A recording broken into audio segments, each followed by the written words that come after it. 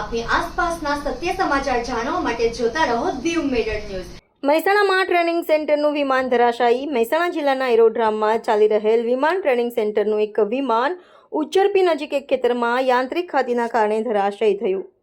આ બનાવ સાંજે 6 વાગ્યાના આસપાસ બનવા પામ્યો। ખેતરમાં લોકોના ટોળેટોળા ઉમટી પડ્યા। સદનસીબે જ્યાં વિમાન ધરાશાયી થયું ત્યાં કોઈ રેસિડેન્સી એરિયા ન હતો। Reporter Rakesh Patel, Diu mirror news, Mehsana. નમસ્કાર મિત્રો, હું ફિરોઝ ઈરાની આજે તમને એક નવી વાત કરવા આવ્યો છું।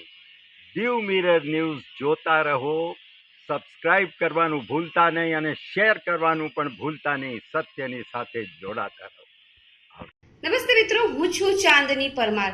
આપની મનપસંદ ચેનલ એટલે કે દીવ મિરર ન્યૂઝ ચેનલને લાઈક કરો, શેર કરો અને ફોલો કરો।